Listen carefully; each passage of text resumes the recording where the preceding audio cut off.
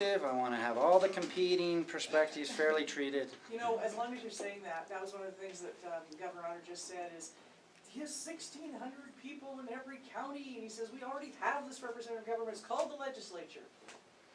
Well, we do have the legislature, and I've really loved working with the legislature because they've been so responsive to the input of the common interest. They have thanked me for doing it because too often what they hear from are special interest lobbyists. So I find most legislators really are happy with this kind of approach. They really want to know what everyday citizens want.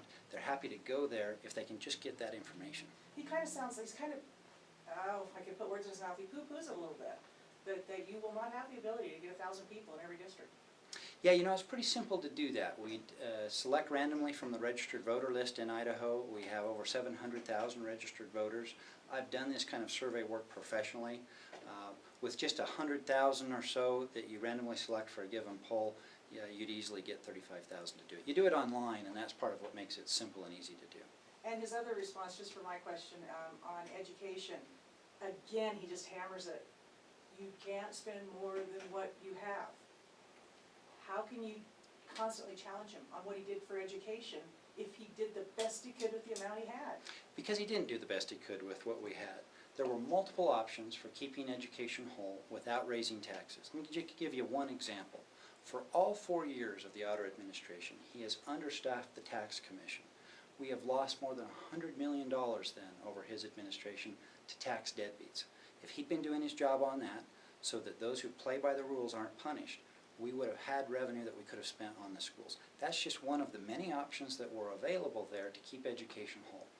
If you get what a fundamental priority education is, you keep education whole through good times and bad. That's what every governor in Idaho history has done until Butch Otter.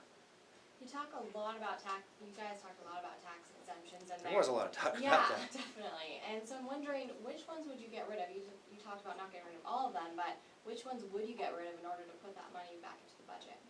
I would get rid of those for which there was a broad consensus among everyday Idahoans that we ought to get rid of them. And I want to clarify, I'm not closing those tax exemptions to put that money back in the budget.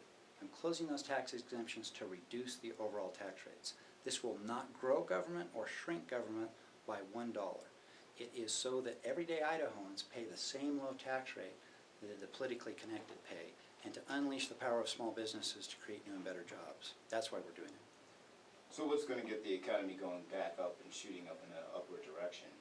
Well, it will be, as it has in every upturn in the past, small business leading the way. But small businesses aren't the ones that get the tax breaks. So by closing the tax breaks that don't make sense, reducing the overall tax rate, will unbridle the power of small businesses to create new and better jobs, and lives will be better for it. Overall, what separates you from Governor Otter? Well, I think it really is a career politician who has carried the water for special interests for a long time versus a citizens advocate that's been out working for free on behalf of everyday citizens, cutting property taxes on homeowners, protecting private property rights, doing the things that actually work for everyday citizens. Okay, I know that the newspaper reporters have some questions for you too, so I think we need to wrap it up in here. All right, thanks you guys. Thank you. You good?